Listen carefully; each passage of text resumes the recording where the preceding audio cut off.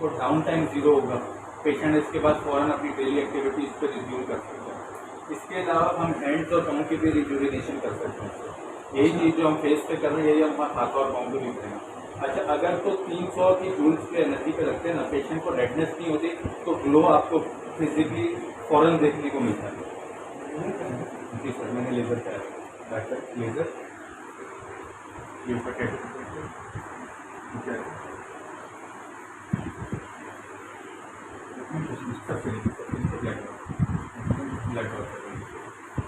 इसकी फ्रीक्वेंसी मैंने 6 सेलेक्ट किया, number of shots at a time 6 करके निकलेंगे, क्योंकि पूरा फेस हमने कवर करना है।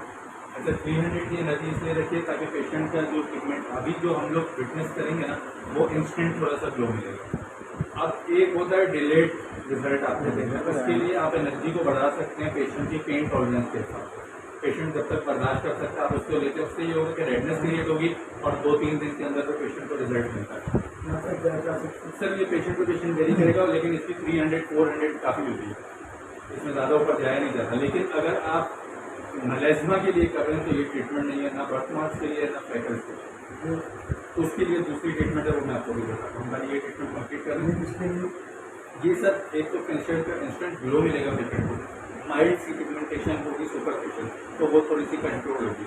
अब पेशेंट जो आपके पास आते हैं ना फेशियल के लिए, जिनको फॉरन ग्लो चाहिए होता है, उसमें आपने ये ट्रीटमेंट करने की मैंने इनकी हुई।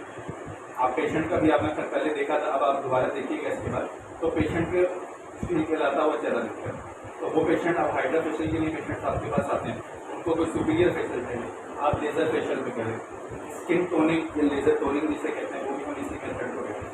इसी तरीके से ये 2-3 चीज़ें आप साथ में ऐड करें। पेशेंट को जो इंस्टेंट ग्लो फेस पे चाहिए होता है ना, और पिगमेंटेशन की भी थोड़ी सी उसको सेटल डाउन हो जाए, उसके लिए आप ये 2 प्रोसीजर कंबाइन करेंगे तो पेशेंट को रिजल्ट मिलेगा। अब लेट से कि इसके बाद भी पेशेंट की पिगमेंटेशन रह जाती है, उसके लिए आप पेशेंट को दोबारा बुलाएं 106 फ्लोर पर डायरेक्ट ट्रीटमेंट करें। उसमें ये होगा कि डाउन टाइम आएगा, दूसरा हेड जो भी उसके लिए हम करेंगे उसका भी सेशन। तो उससे ये होता है कि पेशेंट को थोड़ा सा डाउन टाइम फेस करना पड़ता है, और दूसरा ये होता है कि पेशेंट को PIH का चांस बहुत ज़्यादा होता है, PIH का चांस ज़्यादा होता है, क्योंकि उसकी एक तो पेनिट्रेशन बहुत ठीक होती है, और जब वो हीट एक्सपोजर क्रिएट करता है ना, तो आपका जो स्किन ऊपर की बड़ी सेंसिटिव होती है। अगर पेशेंट का थोड़ा सा भी एक्सटर्नल हीट एक्सपोजर हो, चाहे सन का हो, चाहे चूल्हे का हो, या किसी भी किस्म का हो, तो PIH क्रिएट हो जाता है। अब PIH क्रिएट होने की वजह से जो पहले का पिगमेंट हो वो कंपैरेटिवली ज़्यादा डार्क दिखने लग जाता है, क्योंकि एक्चुअली में होता नहीं है, वो बेसिकली पीछे से PIH होती है, आगे से पिगमेंट थोड़ा सा कंट्रोल भी हुआ होगा, लेकिन वो थोड़ा सा दिख रहा होता है, जिसकी वजह से पेशेंट को कभी कभार ऐसा लगता है कि 20% केसेस में हार्डली मिलेगा कि पेशेंट आपको बोले कि भाई मैं करा के दिया था और ज़्यादा डार्क हो गया, वो बेसिकली डार्क नहीं होता, वो PIH हो गया। अब वो ये होता है कि PIH को तो हम कंट्रोल कर सकते हैं, टाइम लगेगा, PIH तो उतर जाएगी, लेकिन पिगमेंट को करना भी बहुत ज़रूरी है। तो उसके साथ साथ आप सेकंड ट्रीटमेंट दोबारा से उसको, जिस तरह मलेजमा का पेशेंट है, फर्स्ट ट्रीटमेंट की है, PIH लेकर आया, रिगार्डलेस ऑफ PIH हम PIH को इग्नोर करके मलेजमा की ट्रीटमेंट सेकंड ट्रीटमेंट भी करते हैं, फिर आप वैसे ही कर देंगे। अब आप उसको PIH के लिए ट्रीटमेंट्स के लिए कोई बहुत सारी चीज़ें ऑफर कर सकते हैं। आप उसको रेटिनॉल प्लस विटामिन C पे लगा लें, कोई वाइटनिंग के ऊपर लगा लें, या सबसे आखिर में जो आप लोग का वो क्या होता है हाइड्रोकोनोन होता है मीठा, अगर वो देना चाहें तो लास्ट में आप उसी दे सकते हैं। तो इस तरीके से PIH तो आपका टैकल हो जाएगी, लेकिन ये है कि पेशेंट का ट्रीटमेंट भी होना चाहिए सर। ये जो ट्रीटमेंट है क्या पेशेंट जो आई बड़ी वाली जो होता है इवेंट को नहीं जाती है, आएगी सर वो कल। किया था, यहाँ से मैंने इंजेक्शन लगाया था ना उसको पूरे फेस पे। नहीं वो दूसरा। अभी जो है दूसरा जो वो 106 पे मैं लगा के ना, और मलेजमा का भी मैं आपको बता दूँ, ये इससे पहले तो पूरी ड्राई क्या बर्दाश्त के काबिल है। अच्छा, ये जो इसमें ये लिखे है ना sir, these are basically the number of shots, ठीक है। अगर मैं इसको 10 पे कर देता हूँ तो ये आपकी सिटिंग भी फास्ट है, बट 6 तक इसलिए ठीक है कि पेशेंट थोड़ा टॉलरेट कर पाता है और हम इजीली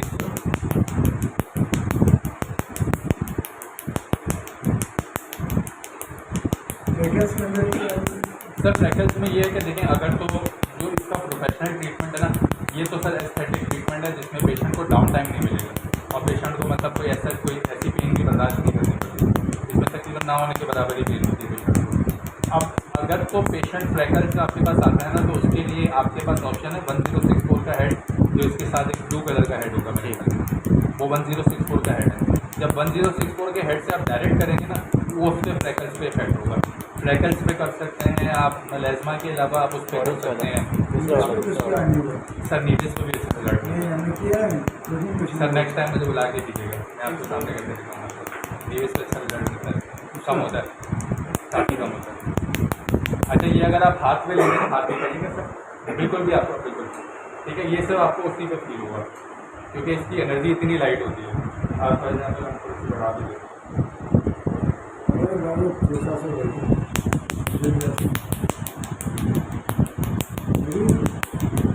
वो 600-700 को मना करते हैं।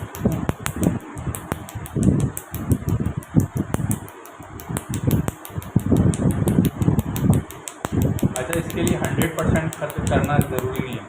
इसका जो प्रोब का साइज़ है ना, जो बीच में होता है, ये तकरीबन इतना डायमीटर ऑलरेडी टारगेट कर रहा होता है, हीट का ट्रांसफ़र रेट ऑलरेडी होता है, तो हमें 100% जेल बनाने की ज़रूरत नहीं है। और ये जो बेबी बाइक्स हैं, ये मैंने इसी पर्पज़ के लिए निकलवाए थे कि जो रिमेनिंग रह जाएगा वो फिर हम बेबी बाइक से